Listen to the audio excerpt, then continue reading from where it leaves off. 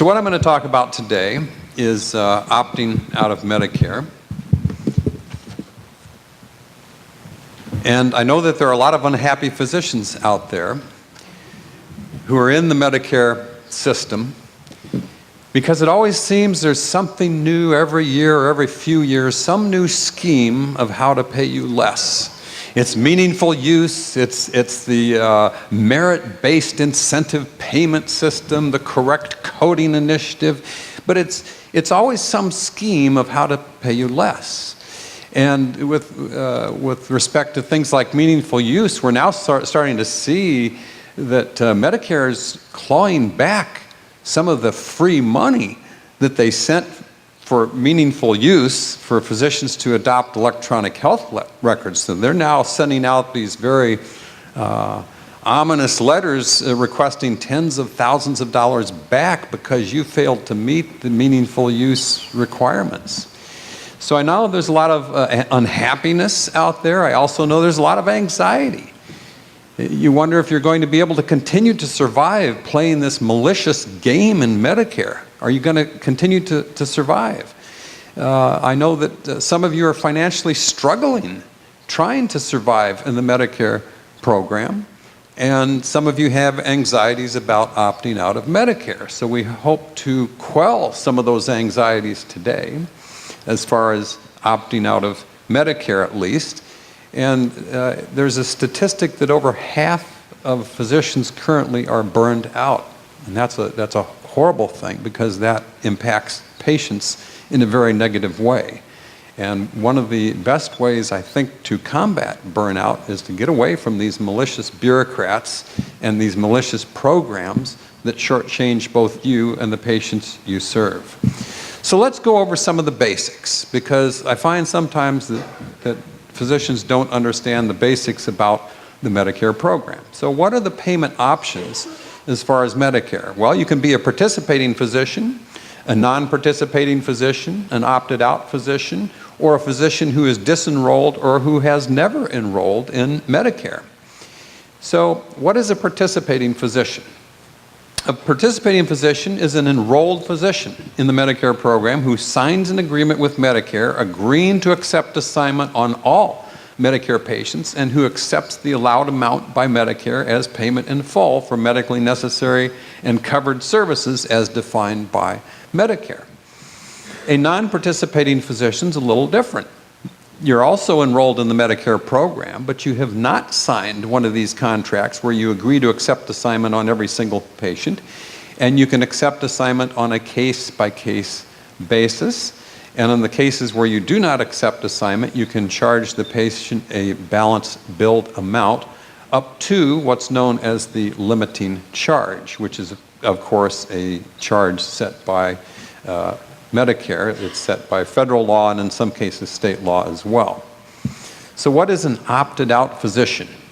An opted-out physician is different again from a non-participating physician. An opted-out physician is enrolled in Medicare but chooses to opt out of Medicare by filing an affidavit with the Medicare carriers.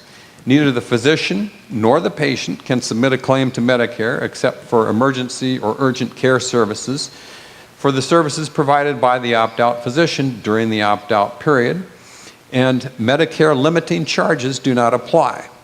So all of those limiting charges that apply to non-participating physicians do not apply to you if you opt out of Medicare. Opted-out physicians who have an NPI number can also order tests and make referrals to other entities or physicians who are in the Medicare system, and Medicare will pay as per Medicare policy. Now, what about urgent and emergency situations? Well, in urgent or emergency situation, the opt-out physician basically cannot make a contract under those circumstances with the patient, can't make a private contract under those circumstances where the patient's in an emergency situation. In those situations, the opted-out physician basically becomes what their former, as a non-participating physician. So they can submit claims in those situations, and again, those claims are subject to the various limiting charges. One note is that participating and non-participating physicians are subject to all of the rules, regulations, and policies governing the provision of services in the Medicare program. So non-par does not get you away from all of those horrible rules and regulations. Opted-out physicians, on the other hand, are not subject to the Medicare rules, regulations, and policies that apply to non-par physicians.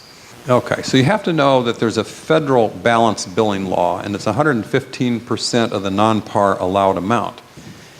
But the little trick that they put in here is that the allowed amount for non-par is 95% of the par amount. Thus, the 115% of the allowed amount, which you can charge above the usual charge for non-participating physicians, translates to only 9.25% above the par fee. And it's estimated that a non-par physician would have to collect the full billed amount 35% of the time in order to equal revenues received by a participating physician for the same services. Now, you also have to know that some states have passed balanced billing laws that apply to Medicare in the states: Connecticut, Massachusetts, New York, Ohio, Pennsylvania, Rhode Island, and Vermont. So they further restrict how much a non-par physician can bill Medicare patients. In New York State, where I'm from, for example, the New York State balanced billing law for Medicare is not 115%, it's 105% of the non-par allowed amount, which again translates to 99.75% of the participating fee. So in New York State and other states, which may have similar balanced billing laws, you actually can only charge a little bit less than what you would normally get as a participating physician. And one of the pitfalls you should know is that the limiting charges that Medicare, the federal Medicare program, provides you, you can't use those in these states. If you do, you're going to be in violation of the state balanced billing amounts, and Medicare, the federal program, will not provide those to you. So Medicare fees under MACRA, the Medicare Access and CHIP Reauthorization Act, which was passed into law April 16, 2015.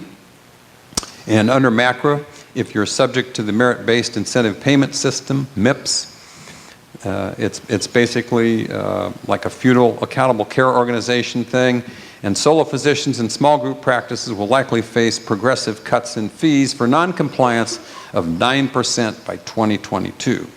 So there's a lot of pain coming for those of you who are still in the Medicare program in terms of fee cuts.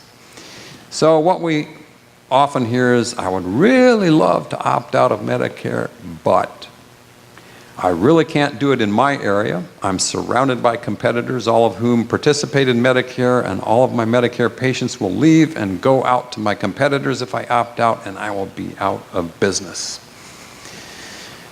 So the concept is that fear of what may happen if you opt out of Medicare, or if you stop signing abusive, one-sided insurance contracts, is the fence that confines you in the pen.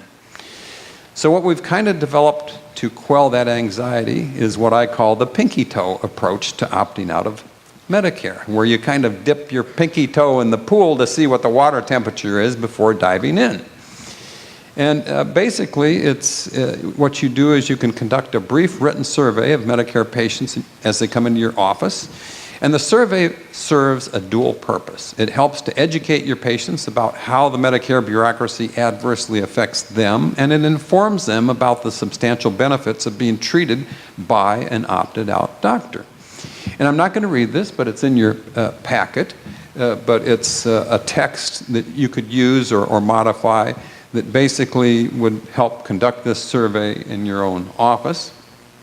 And so then you develop a couple of questions. Again, you can modify these. These are all in your packet.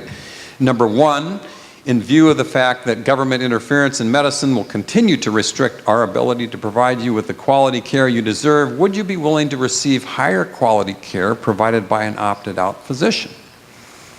Number two question, in view of the fact that you are already paying a substantial amount out of pocket for Medicare deductibles and co-pays, would you be willing to pay a little more out of pocket to receive better care? Getting in to see your physician sooner, having more face-to-face time with an actual physician, And again, these are simple questions that you can ask as part of the survey.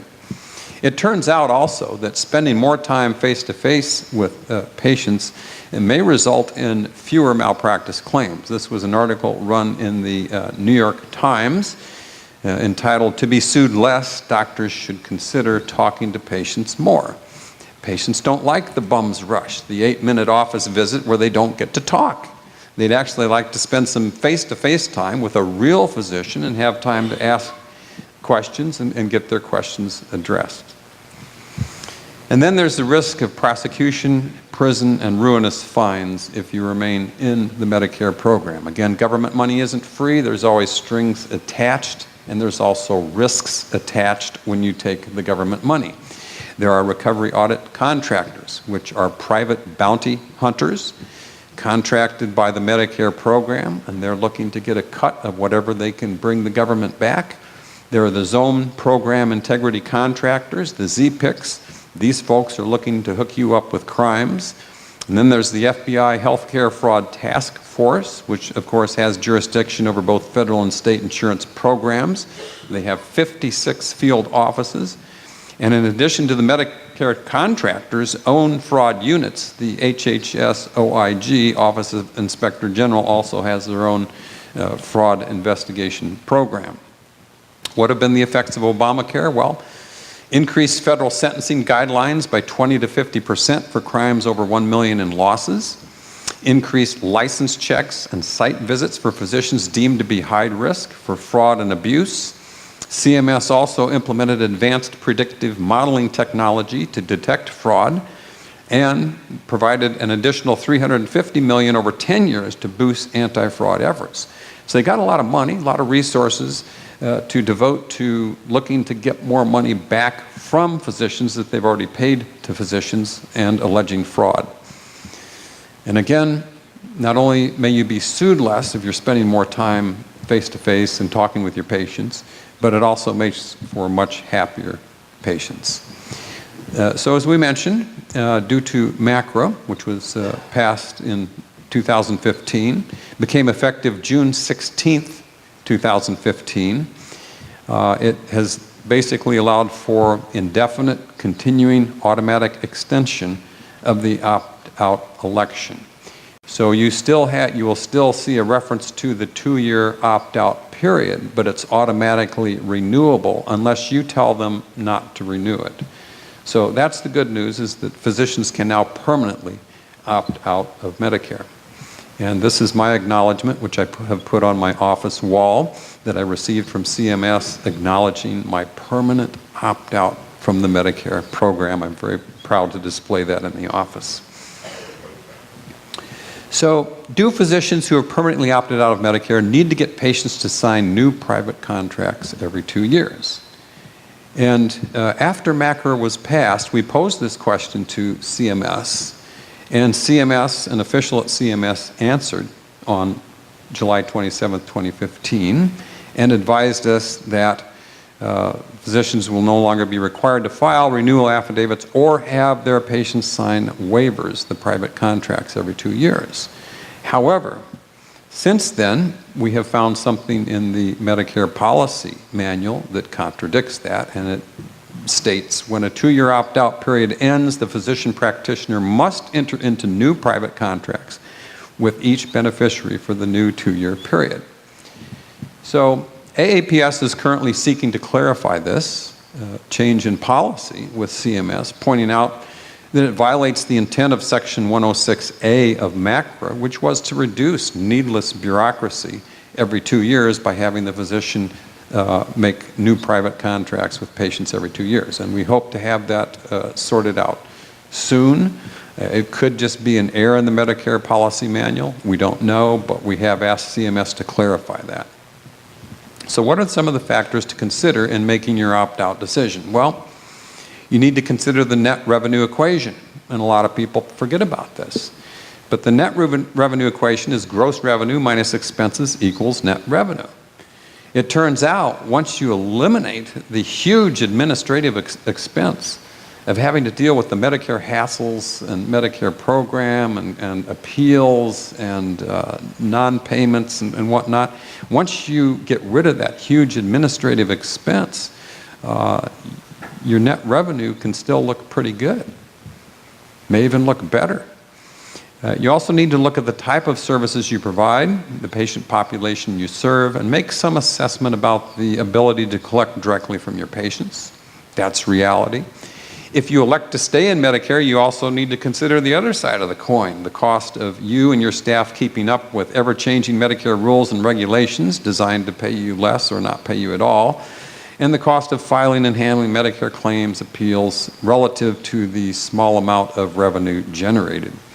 If you decide to opt out, it may also be helpful to find a niche service, if possible, and need to think about how to develop a marketing campaign to inform patients of the benefits of seeking an opted-out physician. So what do I mean by niche? I perform a service that Medicare has in the past, and I think currently refused to pay for, deeming that it's worth zero. It's called the canalith repositioning procedure. It's a highly effective procedure. It prevents falls and broken bones in patients, not to mention the fact it often gets totally rid of the problem of positional vertigo, which is a very uncomfortable thing to experience. But one of the niche things that you have, everyone has, all physicians have, is the ability to spend more face-to-face time with patients. That's what they want. They don't necessarily want to see a nurse practitioner, a physician's assistant, or somebody else. They'd like to see an actual physician. So that's something that patients do continue to value. There's also some non-financial considerations. The freedom and pleasure of practicing medicine again instead of practicing bureaucracy. In other words, kicking the 2,000-pound government gorilla out of your exam room. Happiness replaces physician burnout. There's the positive patient experience in protecting patient privacy, as Andy mentioned. There's no fear of ruinous fines or prison time for inadvertent coding errors or running afoul of some obtuse Medicare law, rule, or regulation. You don't have to worry about those bounty hunters coming after you or the knock on the door in the morning, wanting to hook you up with handcuffs and haul you away. There's simplification. Opt-out physicians need not use any CPT codes or ICD-10 codes in serving Medicare patients. No claims to file except emergency or urgent situations if you want to.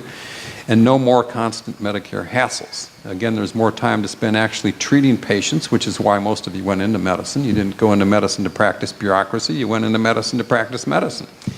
You can also end up spending more time with your family as well. So basically, it's the experience and joy of practicing medicine again. In making your decision to opt out of Medicare, you should check all your contracts, if you have any, and hospital bylaws to ensure there are no conflicts. And if you're unsure, you can always ask an attorney to review your contracts and legal documents that may be pertinent. So what is the process? Well, opting out of Medicare is as easy as 1, 2, 3. And AAPS is there to help you. And if you type in opt out of Medicare under Google or one of the other search engines, we're usually right up there at the top of the list. And we have not only YouTube videos to help, we've published an article on opting out of Medicare. But if you go to our website, it's really easy. You download and print out the opt-out affidavit from the AAPS website. You fill out and you sign the affidavit, and you mail the affidavit, certified mail, return receipt with a cover letter requesting acknowledgement of accomplishing the opt-out to Medicare. And you send that to all the Medicare carriers. If you deal with more than one, you have to send it to other Medicare carriers that you deal with. And that's it. 1, 2, 3, that's it. The procedure for opting out of Medicare is a little different between non-participating and participating physicians. You have to know that. Non-participating physicians can opt out of Medicare anytime during the year. And again, a copy of the opt-out affidavit must be provided to the Medicare carrier no later than 10 days after the first contract to which this affidavit applies is entered into. I would highly recommend you not do that you not send it in after you've seen the first patient under a private contract. Why? Because there's a Medicare bungling factor to consider. They typically are not real competent. They can lose your affidavit, say they never got it, or destroy it. And so you need to have enough lead time to send that affidavit in before you start making private contracts with patients. Participating physicians, again a little different, can only opt out 4 specific times during the year. The Medicare contractor must receive your opt-out affidavit 1 month before the beginning of the next calendar quarter. So the deadlines for a carrier receiving opt-out affidavits are March 1st, June 1st, September 1st, and December 1st. And again, you can send it in more than 1 month before the first quarter and simply specify the effective date as January 1st or whatever you wish it to be. And again, I think we covered this, but opt-out physicians who provide urgent or emergency care, really you cannot make, it's not fair to the patient to make a contract under those circumstances, and under those circumstances you basically become a non-par physician, and you can submit claims to Medicare for urgent or emergency care services. There's also an early termination of the opt-out that is available if you get scared or you feel it's not working out. But you have to not have previously opted out of Medicare to exercise this option. And you must notify all Medicare carriers of termination of the opt-out no later than 90 days after the effective date of the opt-out. So you only have 90 days to make your decision if you're going to use this or not.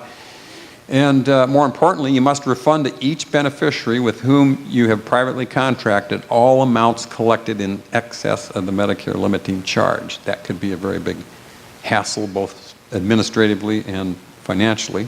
And you must notify all beneficiaries with whom you've entered into private contracts of the termination and their right to have claims filed on their behalf for services provided during the opt-out period.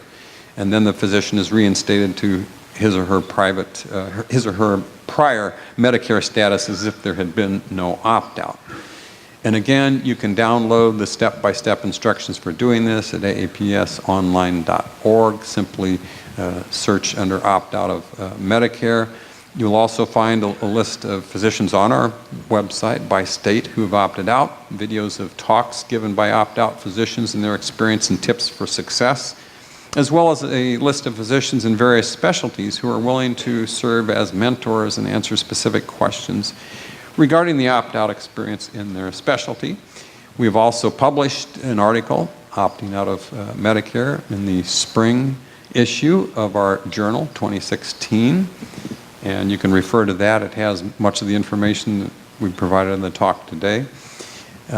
Also, what about hospitalizations, labs, radiology tests, supplies, and home health care? Well, physicians who are currently in the Medicare system, either as a participating or non-participating system, who opt out of Medicare already have an NPI number and are in what's called the PACOS database, generally should have no trouble having Medicare pay for hospitalizations, labs, radiology services, or home health care services.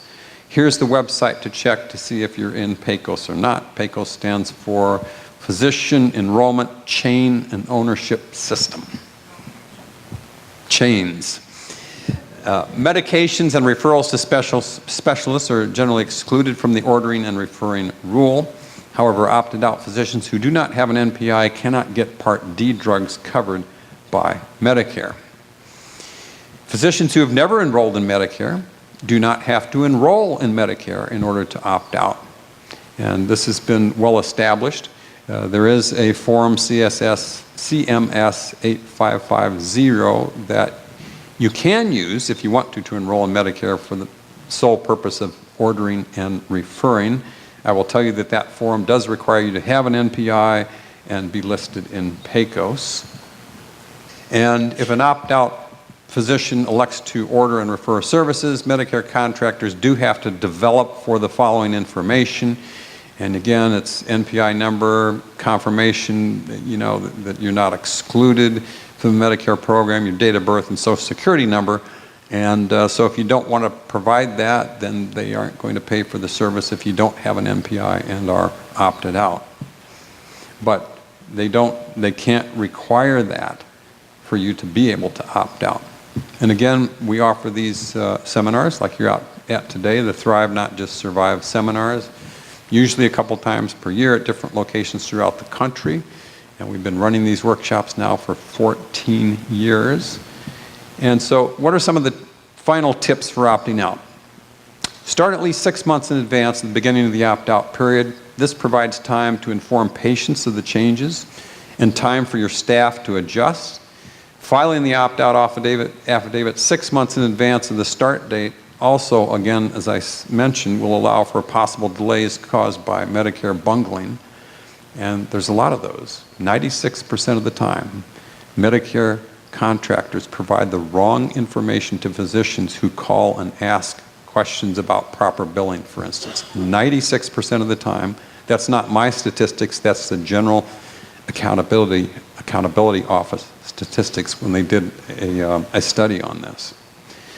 You do need to send a cover letter, certified mail, return receipt, to the Medicare carrier with your affidavit requesting written acknowledgments that the opt-out has been properly accomplished. You need to do this because otherwise they're not going to tell you. You send it in, you don't know what happens to it, you don't know if they got it, you don't know if they processed it. You need something back in writing that says, yes, we got it, yes, you properly accomplished the opt-out. And again, you have to inform your office staff that they should not be filing any Medicare claims except for emergency situations. If you have any specific questions about opting out of Medicare or transitioning to a third-party free practice, feel free to call us at AAPS. We're here to help you. And finally, to stay or not to stay in Medicare, that is the question. There's a certain comfort in dealing with the devil you know. The unknown is uncertain, so you embrace the status quo. But those who are brave and principled at heart will receive freedom as the reward, and that's very smart. Thank you.